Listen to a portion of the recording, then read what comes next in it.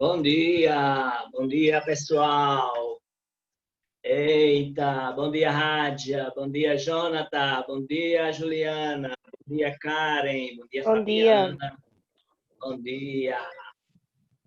Aí vamos lá, só um minutinho enquanto o povo está chegando para a gente começar a aula, certo? Uma breve revisão da aula passada e a continuação do conteúdo, viu? Só esperar mais um pouquinho de tempo para a gente pegar e começar. Ai, ai, ai. João Pessoa está muito quente, hein? Meu Deus, como está quente João Pessoa. E aí, Galego? Galego, Fabiana, Radja. Sim, olha, o presente. Beleza. Aí, presentinho de vocês, eu fui lá em Evelyn. Aí Evelyn disse que ela estava um pouco sobrecarregada e que eu fosse na semana que vem, etiquetasse tudinho, os presentinhos, lembrancinhas e deixar para vocês vão pegar lá na escola, viu? Aí deixa eu ver aqui, Fabiana, Rádia, Jonathan. Bom dia. Bom dia, Ricardo. Juliana. Júnior Ricardo. Quem é Júnior Ricardo? Paulo Ricardo. Paulo Ricardo. Paulo Ricardo, né? Beleza. Agora que eu vi aqui, Paulo Ricardo Júnior e tal. Aí, beleza, Karen. Que já vou pegando aqui o nome de alguns e depois Jonathan me passa a relação completa, porque de vez em quando entra outra pessoa e eu não sei quem entra depois. Aí Jonathan me ajuda toda vez. Aí, muito obrigado, viu, Jonathan? Luana. E pronto, Luana e Ricardo. Ricardo Melo. Ok. Cadê Lil Blacks? Lil Blacks? Ronaldo estava na aula passada. Aí deixa só terminar aqui, com a gente vai aqui para a aula, mais, só faltam 2 minutinhos. Aí, aí a gente vai para a aula de redação. A aula de redação, como na aula passada, é explicativa de conteúdo, porque esses conteúdos eles caem no Enem e eu tenho que explicar. Ele envolve também literatura e gramática. Aí eu tenho que explicar para vocês para que para que vocês possam entender, já que vocês estão sendo preparados para o Enem, viu? Aí eu preciso explicar esse conteúdo e tudo mais. Aí, bom dia para todo mundo. Bom dia, Daniel, Vitor Emanuel, Daniel não, Vitor Emanuel. Aí, bom dia, Ricardo, bom dia a todo mundo, certo? Só falta um minutinho para a gente começar, aí é isso aí. Ai, ai, João Pessoa tá quente demais, meu Deus. Ou eu que estou sentindo muito calor, ou é João Pessoa que tá quente demais. Ai, ai, pronto. Mariana chegou, certo? Mariana. Oi, bom dia. Bom dia, Mariana. Seja bem-vinda. Vamos começar agora, viu? Aí, a gente vai começar agora. Vou fazer uma breve revisão da aula passada e depois disso eu vou vou continuar no conteúdo. Esse material está lá no Google Sala de Aula, certo? Já postei lá no Google Sala de Aula e vocês podem ver esse material lá. Eu vou passar atividades no Google Sala de Aula, aí vocês fazem, lembrar que essa atividade lá é para o AV3, certo? Então, vamos lá. A aula de hoje é uma breve revisão das aulas passadas, da aula passada. Elas são 3 aulas desse conteúdo, porque eu vou explicando e vou falando, e tem a ver com redação, tem a ver um pouco com literatura, que é um conhecimento que vocês já adquiriram ao longo desse ano, viu? O que nós vamos estudar é romance, crônica e notícia. Nós vamos estudar linguagem verbal, linguagem não verbal, aliás, denotação, conotação, e vamos ver aqui sobre a diferença de crônico, de crônica, de romance e de notícia. Qual deles usa subjetividade e qual deles usa objetividade. Então, seguindo aqui, nós começamos na última aula, nós começamos com a questão da notícia. A notícia, ela usa denotação, ou seja, sentido real da palavra, ela cai sempre no Enem, é um gênero textual que está sempre presente no Enem, aí vocês têm que entender como ela é formatada e saber interpretar, porque é questão de interpretação de texto lá no Enem, quando cai na prova, certo? E nós sabemos que a notícia ela tem um título, esse título ele vem às vezes em caixa alta, essa caixa alta quer dizer todas as letras maiúsculas, ela tem a função de chamar a atenção da pessoa que lê. Existe um subtítulo, certo? Que aqui não tem, mas na maioria das notícias tem, é chamado linha fina, certo? Está aqui, linha fina. Porque, eita, linha fina. Porque eu vou perguntar sobre essa questão de quais são as partes, quais são as partes de uma notícia, e vocês vão me dizer lá nos exercícios que eu vou passar, viu? Então, nós temos o título, né, que vem em destaque, em negrito, caixa alta, que são as letras maiúsculas, tem a linha fina, certo? E o primeiro parágrafo ele é chamado de LIDE, certo? L-I-D-E. LIDE. Então, se eu perguntar quais são as três partes de uma notícia, vocês vão me dizer, né, que é o título, que é a linha fina e que é o LIDE, certo? Então, são as três partes da notícia. Essa notícia ela foi publicada em 1999. Eu acredito aqui que vocês nasceram depois dos anos 2000, então ela é uma notícia mais antiga do que vocês, a vida de vocês. Mas ela traz um assunto bem atual, que é a questão de crianças ser trocadas por alguma coisa, de criança ser abandonada por alguma coisa. Só tem essa interpretação, não tem outra. Quando é uma notícia de jornal, uma notícia de uma reportagem, seja de revista, de jornal, qualquer coisa, ele só traz essa informação. Por quê? Porque usa a denotação, a linguagem denotativa.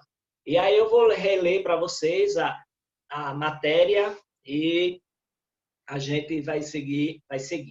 Então, criança trocada por casa e apresentada no Paraná.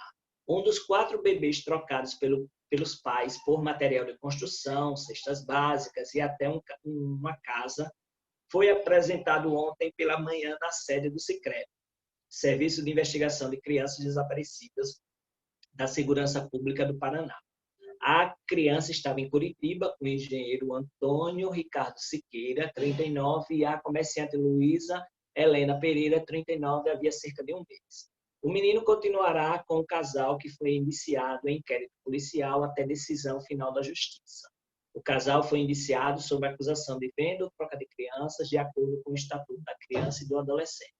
A mãe da criança, a desempregada Maria do Nascimento, deverá ser indiciada em inquérito policial no início da próxima semana, segundo o delegado Harry Herbert, que cuida do caso. Ela teria entregue o filho em abril à curitibana Jurema Fumento, que teria intermediado a troca da criança por uma casa. Jurema, que também foi indiciada, nega ter recebido qualquer quantia pela entrega. Ela afirma ter apenas ajudado a amiga, que é mãe solteira e não tem dinheiro. Então, aqui nós temos uma notícia. Essa notícia é um problema social, sempre acontece. Sempre está nos noticiários, nos jornais, essa notícia de ou criança sendo jogada no rio, ou na lata de lixo, criança abandonada na lata de lixo, a mãe que troca a criança e tal. Eu não sei se vocês conhecem alguém, mas geralmente a gente vê na televisão e se revolta. Mas isso é uma questão social, que pode ser um tema também da redação do Enem, certo? A questão de crianças abandonadas pelos pais, né? De acordo com o Estatuto da Criança e do Adolescente, a pessoa pode perder a guarda e aquela pessoa que recebeu, ela pode ser presa, certo? Ela vai ser indiciada e vai ser presa, porque o processo é muito forte em relação a essa questão. Então, esse é o primeiro ponto, a questão de criança ser abandonada, de criança ser trocada, né, por alguma coisa, ou criança ser jogada na lata do lixo, ou jogada no rio, tal. Vocês sempre vão ver isso nos jornais que estão por aí. O outro ponto dessa matéria é a questão das pessoas que não podem ter crianças, como a questão do casal, do engenheiro e da comerciante, que pegou essa criança para criar. Então, às vezes, a pessoa não pode ter filhos, a questão da infertilização, do homem ser infértil ou da mulher ser infértil, ter problema de fertilização. Então, tem essa questão aí também, essa questão social, que pode ser tema da redação do Enem, que leva para a adoção. Viu? Tem essa temática em si aí. Então, dentro dessa notícia aí, se pode fazer crônica, certo? A crônica é um texto do dia a dia, que a gente vai ler agora, certo? E essa crônica, a crônica é de um assunto do dia a dia. Então, a gente pode muito bem fazer crônica de todos os assuntos. Qual é o assunto atual hoje? Hoje o assunto é do senador que foi pego com dinheiro nas cuecas, na cueca, certo? Então, ali, com certeza, hoje vai ter um monte de gente fazendo crônicas em cima desse fato do dia a dia. Então, a crônica é uma narrativa curta que é em cima de um fato do dia a dia. A gente E como é acabou que de ver, souberam que ele tava com o dinheiro na cueca, hein? porque foi a Polícia Federal viu um volume, eu vi as reportagens, eu li, né? Aí viu um volume maior dentro da cueca dele, aí mandou ele tirar, ele estava cheio de dinheiro até onde não deve. Oxi, povo estranho. Pô, estranho nada, meu filho, é dinheiro roubado, é corrupção desse povo nojento. É, não sei, né? Não sei. Tu acha, Ricardo? Ricardo, você fica quietinho aí, não fale de mais não, viu, Ricardo? Fique quietinho, viu? Então, aí nós temos a questão de, não é, Lilbex, viu? Aí esse menino fica imaginando coisa demais, né, Ricardo? Então, nós temos aqui a questão desse fato do cotidiano, que foi esse senador com esse dinheiro na cueca. Assim como a gente pode ter textos aí relacionados à pandemia, né, que as pessoas decretaram o fim da pandemia e os números já estão voltando a aumentar, na Europa está aumentando, então tem os cronistas estão fazendo textos em cima disso. Tem jornal que faz crônica só aos domingos, coloca lá uma crônica aos domingos. Tem outros que é a segunda. Eu nunca vi cronista fazendo crônica durante a semana toda, porque aí é um sobrecarrego, né? Apesar da gente ter muita informação, aí é um sobrecarrego para o cronista, porque ele tem que pensar, né? Se vai ser uma crônica reflexiva, se vai ser uma crônica humorística, certo? Então, essa aqui é reflexiva. Aí, Moacir Sclia, ele era o maior cronista do Brasil. Ele morreu, foi no início desse ano, foi no ano passado. Aí ele fez, em cima dessa notícia, né, da criança que foi trocada por uma casa, ele criou a Casa das Ilusões Perdidas. Então, nós temos a crônica, que é uma narração em cima de um fato do dia a dia. Aí o fato foi aquela notícia lá.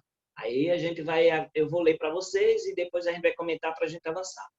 Quando a Casa das Ilusões, Moacir Sclia. Quando ela anunciou que estava grávida, a primeira reação dele foi de desagrado. Logo em seguida, de franca irritação. Que coisa disse? Você não podia tomar cuidado, engravidar logo agora que estou desempregado, numa pior. você não tem cabeça mesmo, não sei o que vi em você, já deveria ter trocado de mulher havia muito tempo. Ela naturalmente chorou, chorou muito, disse que ele tinha razão, que aquilo fora uma irresponsabilidade, mas mesmo assim queria ter o filho. Sempre sonhara com isso, com a maternidade, e agora que o sonho estava prestes a se realizar, não deixaria que ele se desfizesse. Por favor, suplicou. Eu faço tudo o que você quiser, eu dou um jeito de arranjar um trabalho, eu sustento o neném, mas por favor, me deixe ser mãe. Ele disse que ia pensar, ao fim de 3 dias, daria a resposta e sumiu. E voltou, mas não ao cabo de 3 dias, mas de 3 meses. Àquela altura, ela já estava com a barriga avançada, que tornava impossível o aborto. Ao vê-lo, esqueceu a desconsideração, esqueceu tudo, estava certa de que ele vinha com a mensagem que tanto esperava: você pode ter o nenê, eu ajudo você a criá-lo. Estava errada. Ele vinha, sim, dizer-lhe que podia dar à luz a criança, mas não para ficar com ela. Já tinha dito o negócio, já tinha feito o negócio. Trocaria o recém-nascido por uma casa. A casa que não tinham e que agora seria o lar deles. O lar onde, agora ele prometia, ficariam para sempre. Ela ficou desesperada. De novo caiu em prantos, de novo implorou. E ele se mostrou irredutível. E ela, como sempre, cedeu. Entregue a criança, foram visitar a casa. Era uma modesta construção num bairro popular, mas era o lar prometido e ela ficou extasiada. Ali mesmo, contudo, fez uma declaração: nós vamos encher esta casa de crianças, 4 ou 5 no mínimo. Então, eu poderia continuar a crônica, né? Mas a princípio, a gente vai tocar nos assuntos que a crônica traz. Aqui é um relacionamento abusivo. O homem está sempre culpando a mulher. Ele não assume a responsabilidade também, certo? E também por quê? Porque a mulher, vendo que ele estava naquela situação lá, né, sabia que ele, de toda forma, não iria assumir essa criança. E ela assumiria, como muitas mães fazem, assumem sozinhas a criança. Então, ele é um relacionamento abusivo. Ele diz que deveria já ter trocado essa mulher, menosprezando a mulher e tal, e ela sempre cede. E no final, e aqui a gente vê que ele diz que dá 3 dias para pensar, pede 3 dias, mas ele só vem depois de 3 meses, quando ela já estava com a barriga bem grande, e que é impossível o aborto, ou seja, toca na questão do aborto, o aborto ilegal, certo? Não o aborto legal que a justiça é quem manda, né? Mas o aborto ilegal que a gente sabe muito bem que muitas mulheres fazem aí e tá aí. Mas esse não é o assunto da questão. A gente vai tocar nesse assunto de aborto numa aula mais à frente, certo? E aí ela pensava que ele tinha mudado, mas não, ele foi fazer o quê? Um negócio. Ele foi trocar, ele foi fazer um negócio de uma troca do recém-nascido por uma casa. Ou seja, ele está fazendo da criança, do recém-nascido, um objeto.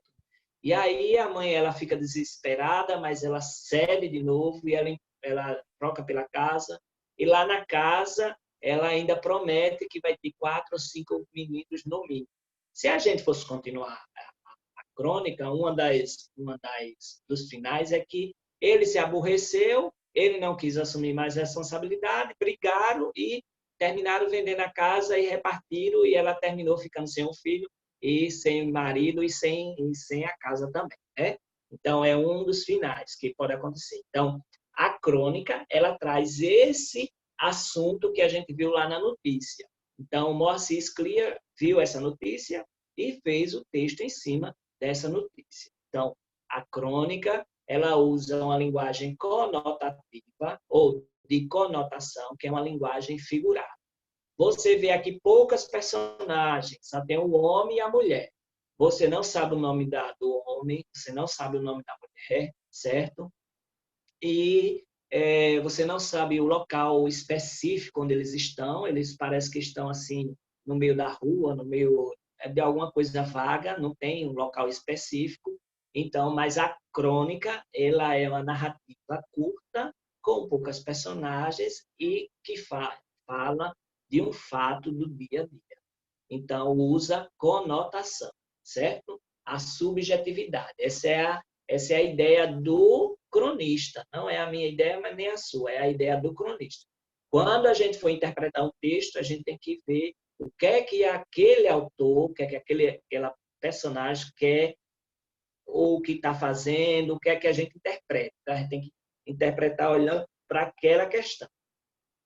Aí eu vou falar para vocês de romance. Toda vez que eu falar de romance, romance quer dizer uma narrativa longa, certo? Não é aquele romance que Ricardo tem com a namorada dele, né? Ou Lil Blacks também tem com a namorada dele. Então, não é aquele tipo de romance. Romance é uma narrativa longa. O que, Ricardo? Que é isso, homem? Eu aqui falando besteira, pensei que tu ainda estava namorando. Desculpa aí, viu? Eu sei que você está depressivo, tá bom? Aí você supere, tá bom? Isso aí, meu filho, você ainda vai ter ainda muito ainda o que viver, certo? Muito chifre ainda para levar também, viu? Cuidado, viu?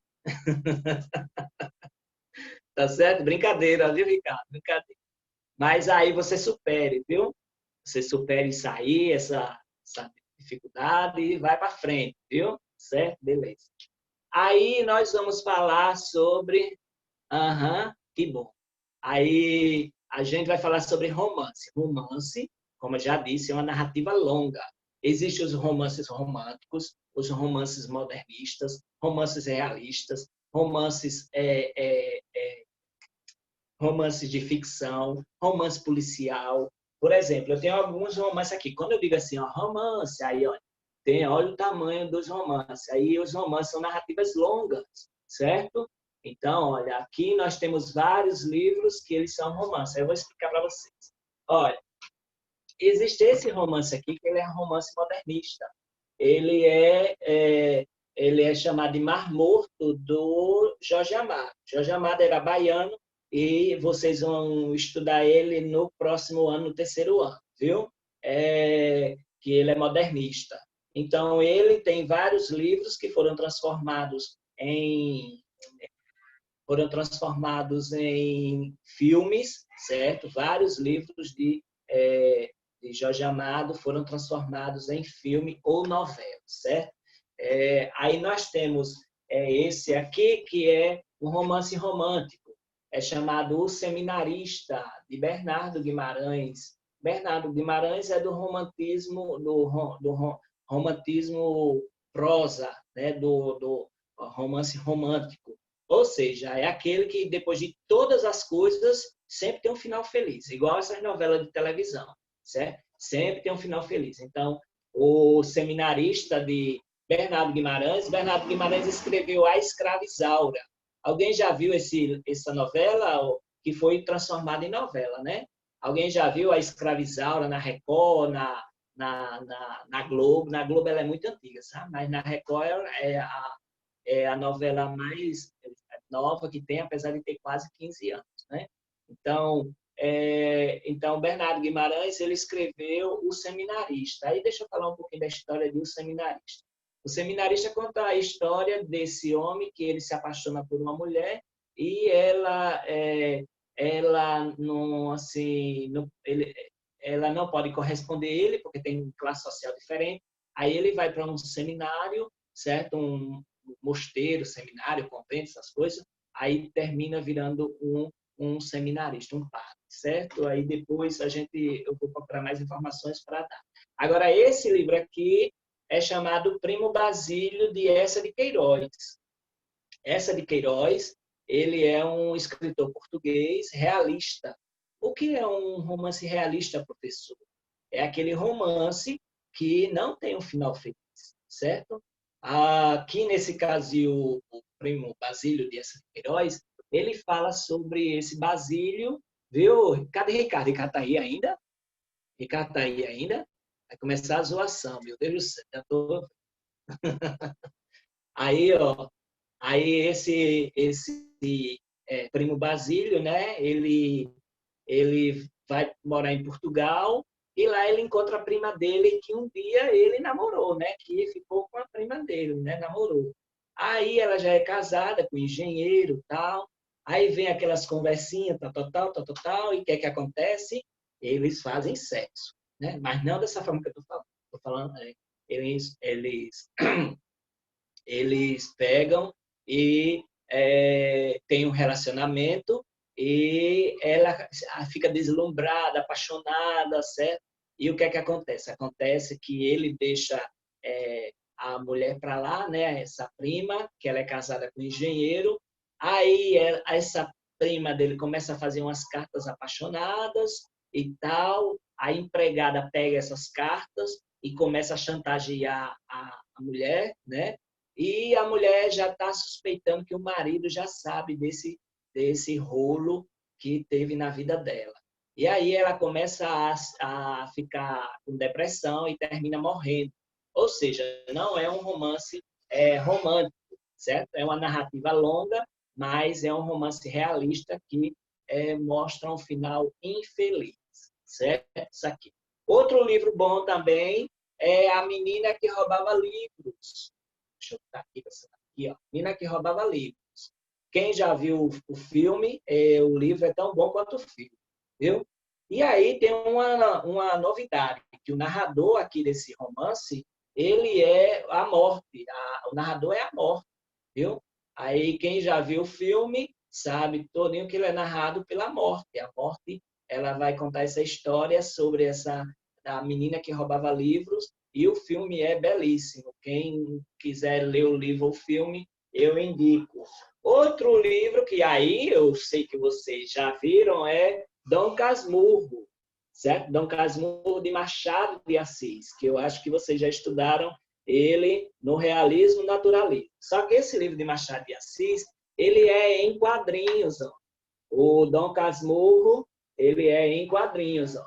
Ele é todinho em quadrinhos, ele foi transportado para os quadrinhos, certo? Então, a história de Dom Casmurro, todo mundo já sabe, né, que é aquele,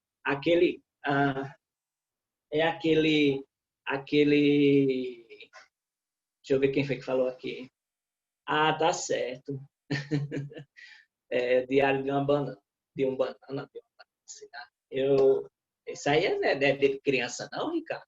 Eu nem lembro. Diário de uma banana, parece que é de uma criança, né? Não é de criança, né?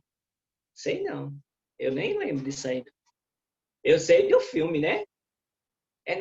Não é um filme, um desenho, sei lá. É porque isso aí, como é assim, como eu sou voltado mais para a literatura também, aí esse diário de uma banana, sei lá, eu vou ver depois isso aí depois eu tenho mais informações aí, eu posso falar. Então, olha, esses são os livros, são um dos inúmeros livros de romances que nós temos, certo? Aqui, Senhora, ele é do romantismo prosa, José de Alencar. José de Alencar é o maior romancista que tem na literatura brasileira. Lembrar, o romance romântico é aquela história longa que tem final feliz, certo? No caso, se eu fosse fazer um romance da história de Ricardo, eu faria um romance realista. Por quê? Porque ele estava namorando com aquela garota linda, bonita e tal, assim, e depois ela deu um chute na bunda de Ricardo, e Ricardo pegou, ficou depressivo, contando os caibros das paredes em casa, 1, 2, 3, tal, 4, 5 mil, 3 mil, 4 mil caibros, 10 telhas, começou a contar também quantos grãos tinha cada quilo de arroz, né, e tal. Então, eu faria um romance realista, porque Ricardo estava depressivo, chorando, desesperado, porque a menina deu um chute na bunda dele, né? Justamente. Aí, epa, cuidado isso aí.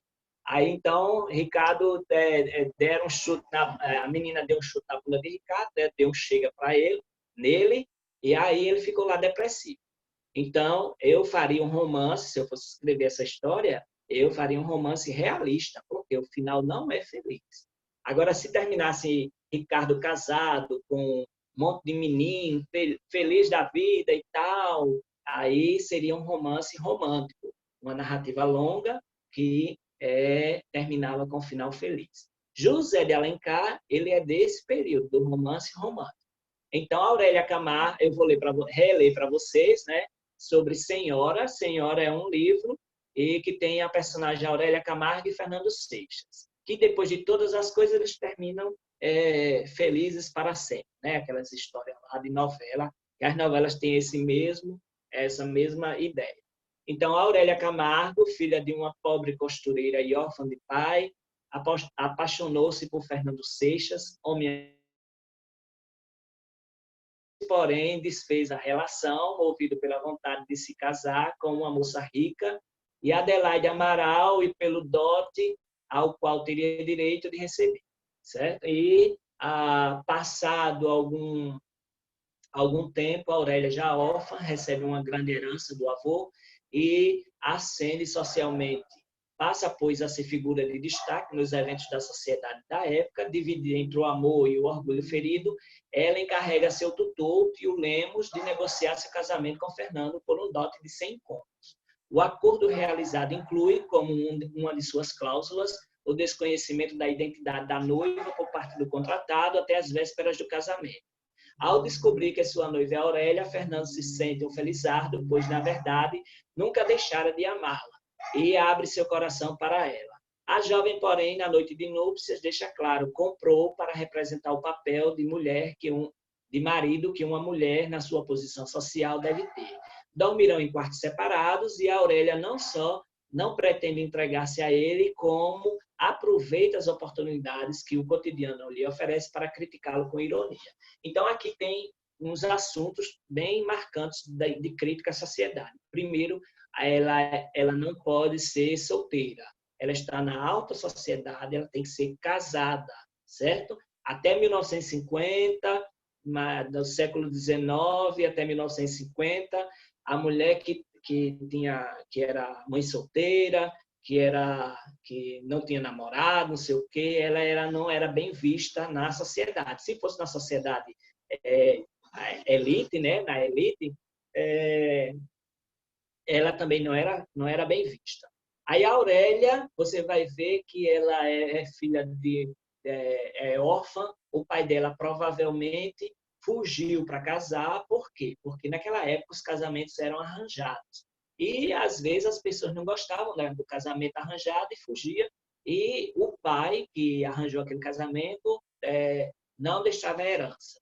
Então, o pai de Aurélia, provavelmente aconteceu isso, aí a Aurélia vai herdar a herança do avô, porque não tem mais nenhum descendente. Então, ela vai ascender socialmente. E ela tem que ser casada, né? Ela tem que ter um marido, mesmo que seja de fachada, né? Que é o que muita gente na sociedade vive, né? De casamento de fachada. E aí, ela vai fazer um contrato, né, de 100 contos de réis, mais ou menos 100 mil reais hoje, por aí, para que o homem se casasse com ela, chamado dote, né? E ele vai, se casa, mas eles terminam, ela termina humilhando ele. Depois de muita coisa acontecer, os dois terminam se reconciliando e terminam felizes para sempre. Então, isso é um romance romântico. Isso aqui é só um fragmento do romance, é um pedacinho do romance que pode estar lá na prova do Enem, certo? Um fragmento de qualquer romance, e vocês vão ter que interpretar. Aí, nós vamos vendo aqui que o romance, que é uma narrativa longa, assim como a crônica, que é uma narrativa curta de um fato do dia a dia, elas usam a conotação. Conotação é uma linguagem figurada, certo? É uma linguagem figurada. Que quem está fazendo aquilo ali é o autor, né? O autor que está dando aquela interpretação, que pode ter qualquer outra interpretação. Já a notícia, que só vai passar informação, ela usa a denotação, uma coisa objetiva, certo? Denotação, é o sentido real da palavra. Quando eu uso a conotação, esse texto vai se chamar texto literário. Quando eu uso a denotação, esse texto vai ser chamado texto não literário. Então, a notícia de jornal só tem aquela interpretação, não é texto literário, certo? Agora, o texto literário tem muitas interpretações. O romance é uma narrativa longa, certo? De ficção.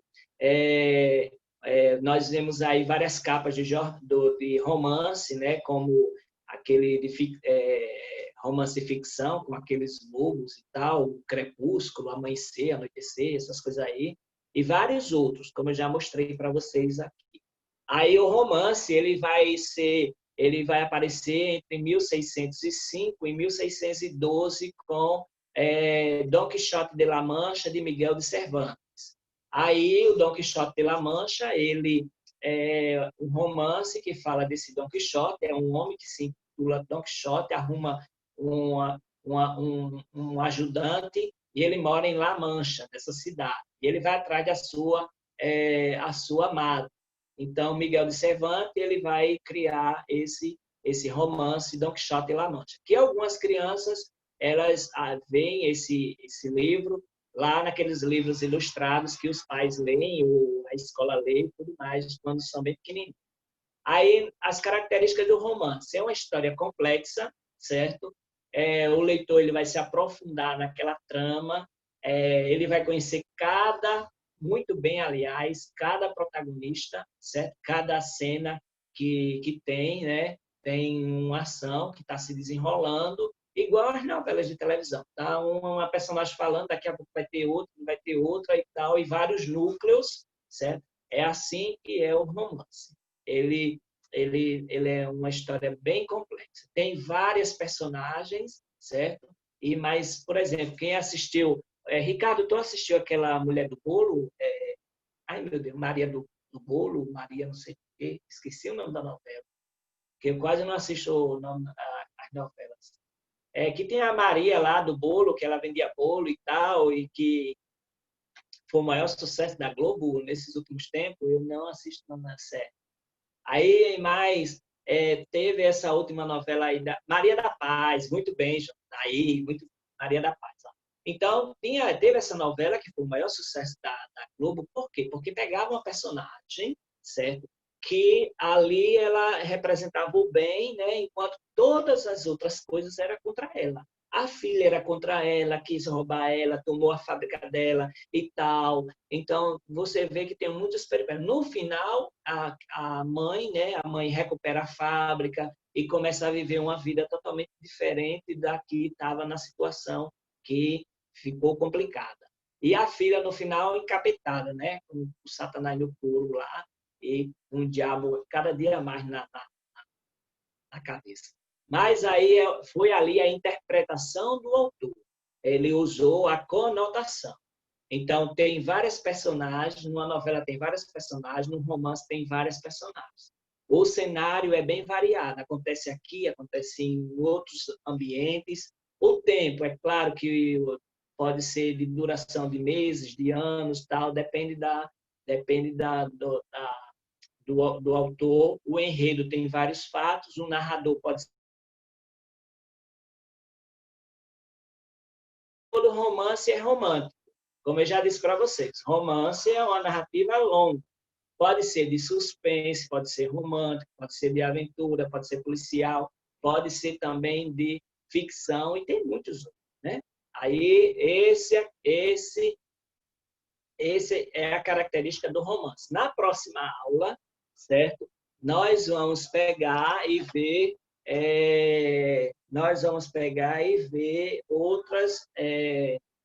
outras características, tá certo? Nós só temos 1 minuto, aí eu vou perguntar, tem alguma dúvida do que a gente falou até agora, do romance, da notícia e da crônica? São 3 gêneros diferentes. A notícia usa a linguagem denotativa, sentido real, só tem aquela interpretação. A crônica, ela é um relato curto, poucas personagens, que é do dia.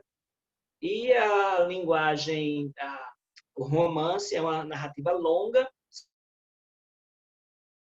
maior e muito mais. Como a gente só tem 30 segundos, eu deixo o meu bom fim de semana para vocês. Segundo ano, turma maravilhosa. Muito obrigado pela presença e até a próxima aula. Valeu, Ronaldo. Valeu, Ricardo. Obrigado aí pela presença, viu? Fique com Deus também, Ronaldo. Deus te abençoe, viu? Tudo de bom para vocês. Vai cair a ligação, vai cair a conexão, viu? Tchau, vocês. Podem sair, viu? Tchau. Falou, gente. Tudo de bom. Tchau.